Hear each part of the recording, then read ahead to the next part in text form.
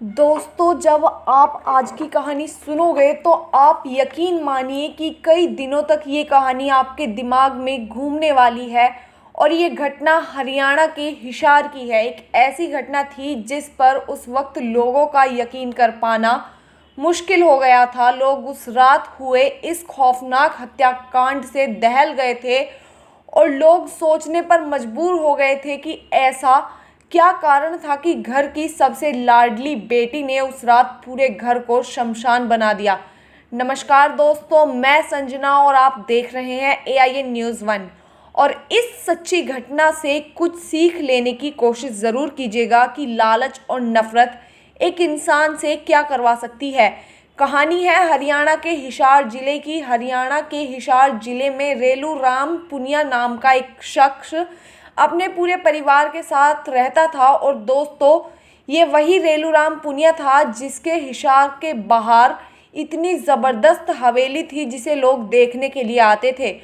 और ये कहा जाता है कि रेलू राम पुनिया ने अपने शौक के चलते अपनी हवेली में एक ऐसा रैंप लगाया था कि जिससे उसकी गाड़ी दूसरी मंजिल पर सीधे उसके बेडरूम तक जाती थी। लेकिन दोस्तों, रेलू राम को कहाँ पता था कि इस हवेली में बहुत खौफनाक मंजर होने वाला है। शुरू में रेलू राम पुनिया इतना धनवान नहीं था। वो एक ट्रक क्लीनर का काम करता था, लेकिन धीरे धीरे उसने तेल के धंधे में हाथ आजमाया और वो देखते ही देखते करोड़पति बन गया।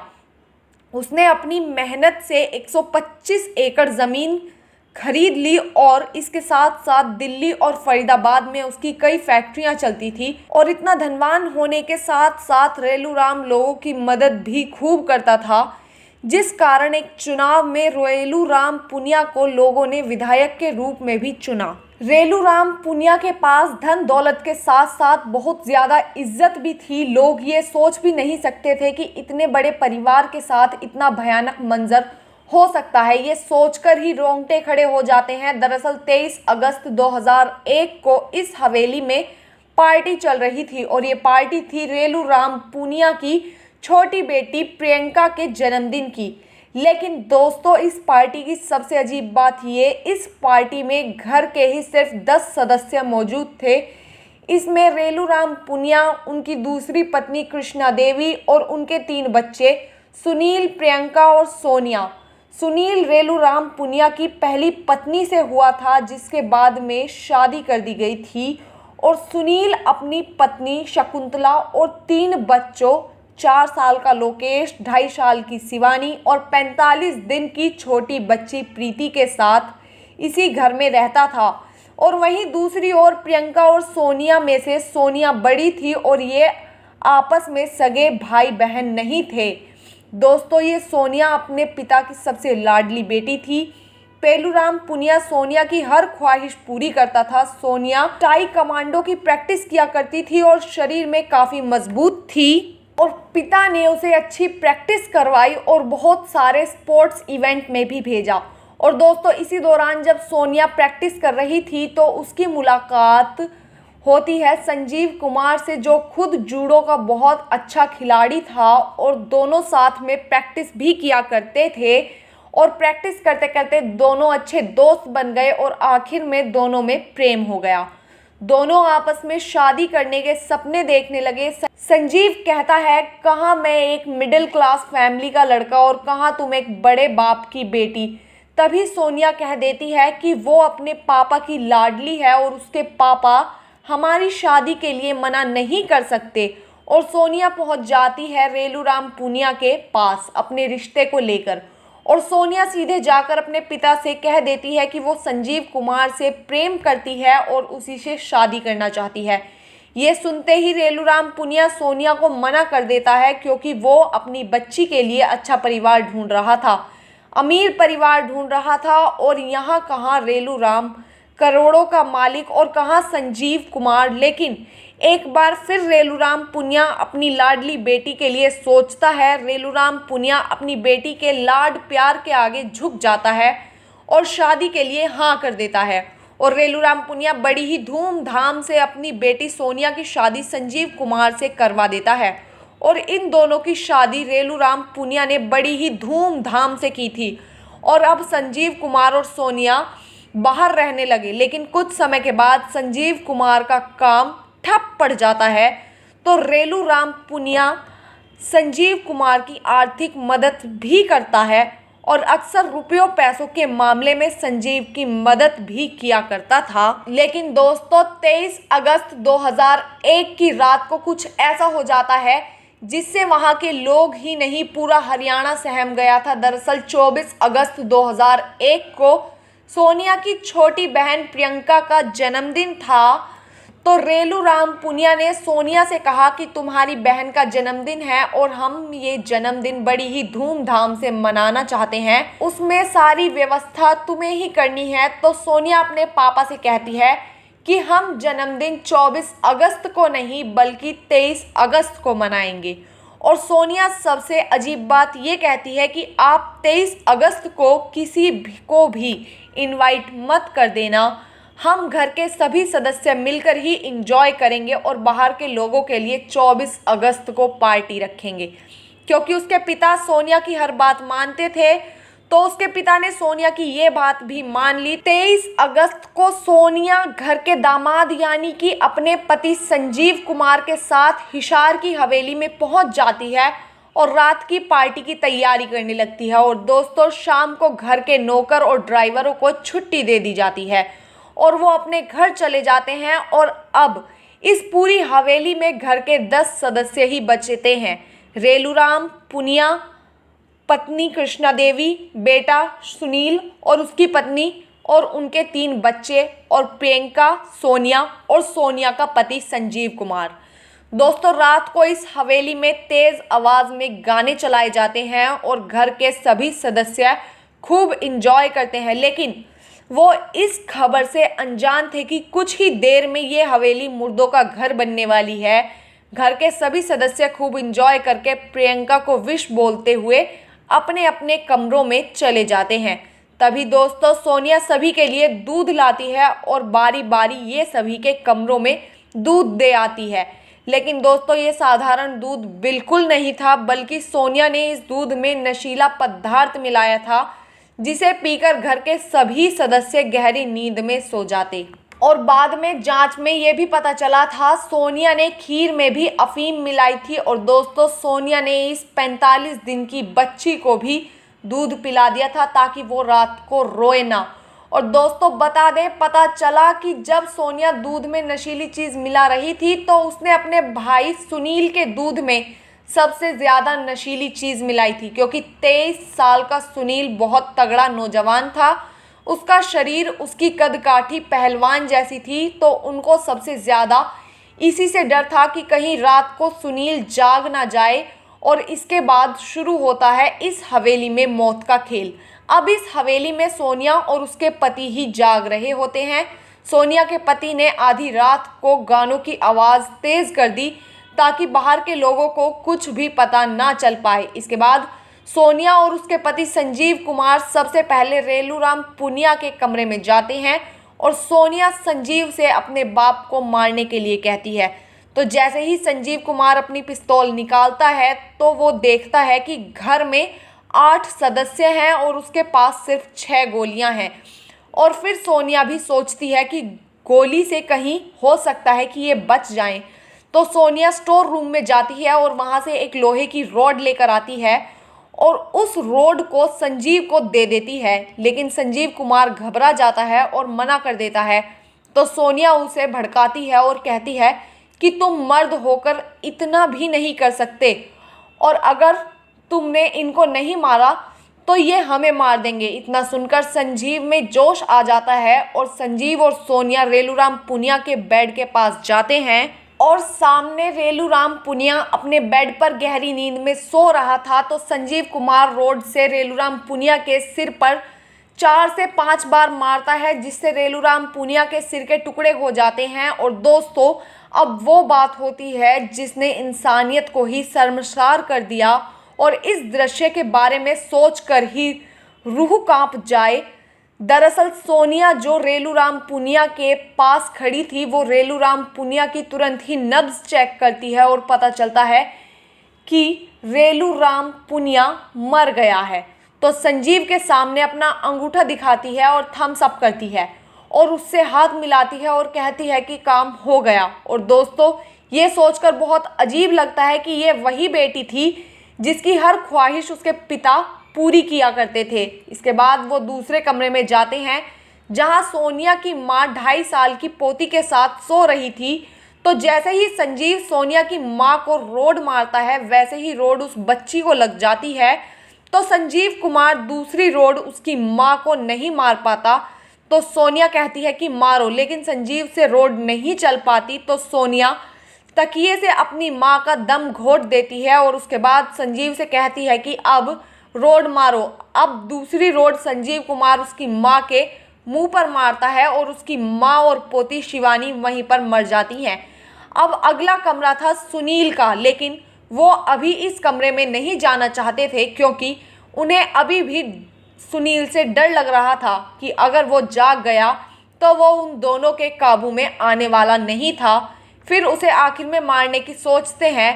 उसके बाद वो प्रियंका के कमरे में जाते हैं जिसका जन्मदिन था।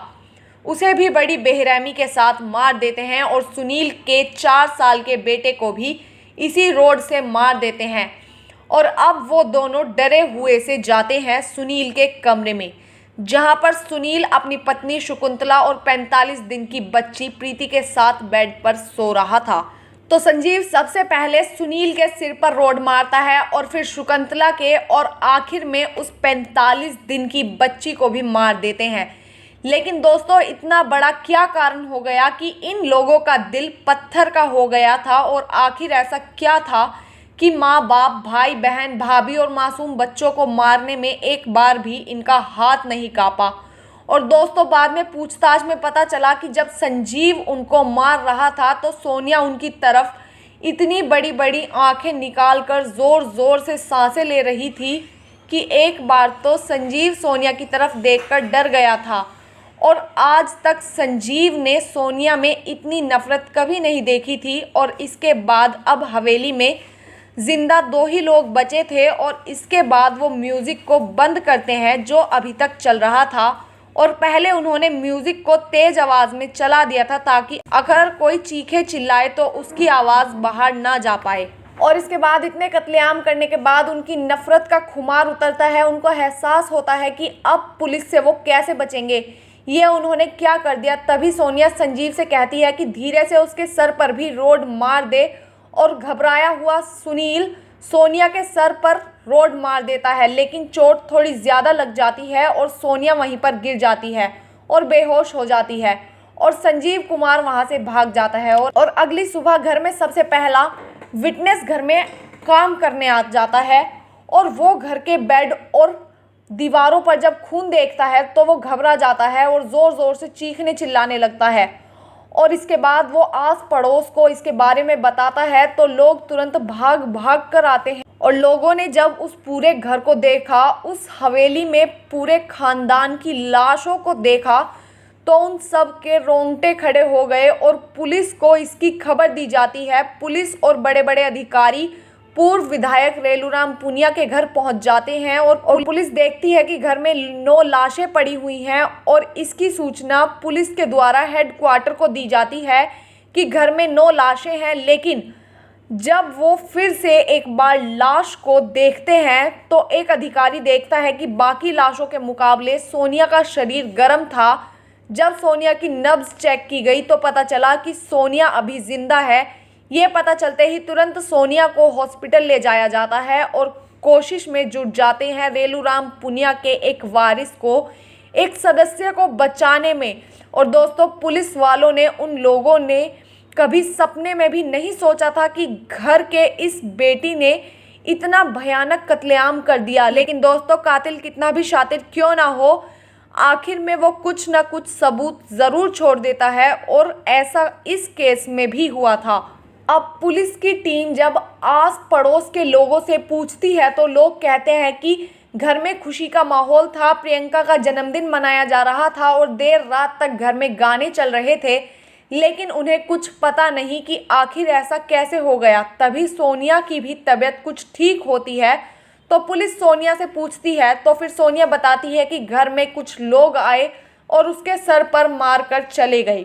लेकिन उसे इतना पता नहीं कि कितने लोग आए थे। अब पुलिस भी सोचती है कि पहले से सोनिया की तबीयत खराब है और ऊपर से घर वालों की मौत का सदमा, तो पुलिस सोनिया से ज़्यादा कुछ नहीं पूछती। लेकिन दोस्तों 25 अगस्त 2001 को फॉरेंसिक लैब की एक टीम पहुंचती है उस हवेली में और उस हवेली की बड़ी ही बारीकी से जांच की जाती है, क्योंकि इस हत्याकांड ने उस वक्त पूरे हरियाणा को ही नहीं बल्कि पूरे भारत को दहला दिया था।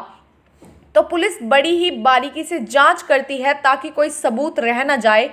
तभी दोस्तों जब पुलिस उस हवेली की जांच कर रही थी तो एक अधिकारी को घर में एक पेज मिलता है और इस पेज के पास एक डायरी रखी हुई थी जिस पर किसी का नाम नहीं लिखा हुआ था। पुलिस जब इस पेज को पढ़ती है तो उनके पैरों तले ज़मीन खिसक जाती है। दरअसल पुलिस को पता चल गया कि ये डायरी घर की बेटी सोनिया की है और इसके बाद पुलिस के शक के दायरे में सोनिया आ जाती है। लेकिन अब भी पुलिस को ये लग रहा था कि घर की बेटी सोनिया आखिर ऐसा क्यों कर सकती है। और अब हॉस्पिटल में सोनिया की तबीयत में भी सुधार आ गया था, तो कुछ अधिकारी हॉस्पिटल पहुंच जाते हैं सोनिया के पास और सोनिया अभी भी रोने का नाटक कर रही थी। और इसके बाद दोस्तों एक अधिकारी सोनिया को वो डायरी दिखाता है और उससे पूछता है कि क्या ये डायरी तुम्हारी है।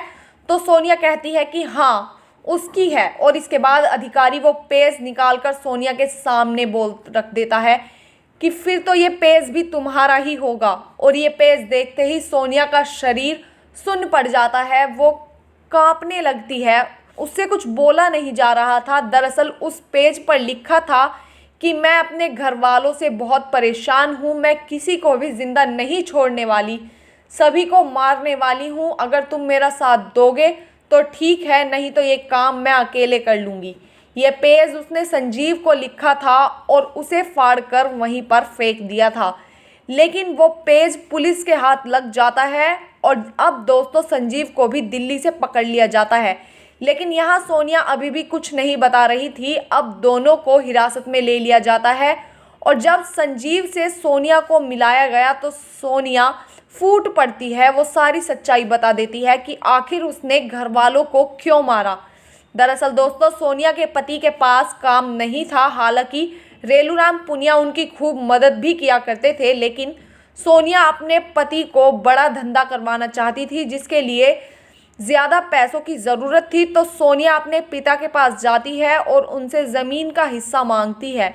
तो पिता रेलूराम पुनिया हिस्सा देने को तैयार हो जाते हैं। तभी दोस्तों सुनील को इस बारे में पता चलता है तो वो अपने पिता से कहता है कि आप अपनी मेहनत से बनाई ज़मीन की हिस्सेदारी मत करना, ज़मीन के बदले सोनिया और उसके पति को पैसे दे देना। और दोस्तों एक दिन सुनील सोनिया के पास भी जाता है, लेकिन सोनिया सुनील की बातों से इतना ज़्यादा गुस्सा हो जाती है कि वो अपने पति का रिवॉल्वर सुनील पर टाँक देती है। लेकिन उस दिन तो मामले को जैसे तैसे निपटा लिया जाता है। लेकिन षड्यंत्र करके सोनिया घर वालों से अच्छे से रहने लगी और एक दिन मौका पाकर सभी को मौत के घाट उतार दिया। और दोस्तों इसके बाद इन दोनों को पकड़ लिया जाता है और जेल में डाल दिया जाता है। और दोस्तों ये कहा जाता है कि सोनिया को कई दिनों तक भी जेल में कोई अफसोस नहीं था। इतना बड़ा मामला होने के कारण 3 साल में ही 31 मई 2004 को सोनिया और संजीव को फांसी की सज़ा सुना दी जाती है।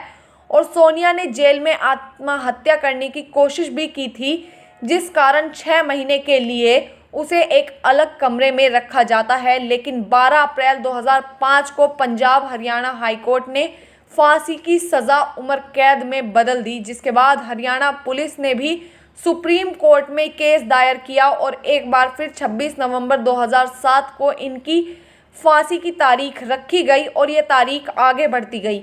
और आपको बता दूं कि जब सोनिया ने ये मर्डर किए थे तब उनका एक बेटा भी था जिसकी उम्र उस वक्त 1.5 साल थी, यानी कि लगभग आज वो 22 या 23 साल का हो गया है।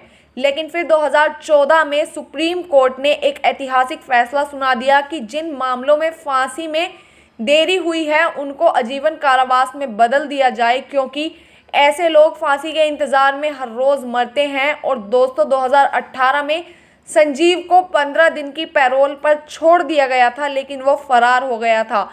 और 2021 में मेरठ के आश्रम में उसे एक साधु के भेष में गिरफ्तार कर लिया जाता है। तो दोस्तों, ये भी इंसानियत को शर्मसार कर देने वाली कहानी थी, जो एक सच्ची कहानी थी, जो आपको भी याद रहेगी। हमसे जुड़े रहने के लिए हमारे YouTube चैनल को सब्सक्राइब करें और बेल आइकन को दबाएं। और आप ये वीडियो अगर फेसबुक पर देख रहे हैं तो लाइक ज़रूर करें और ज़्यादा से ज़्यादा शेयर करें। धन्यवाद।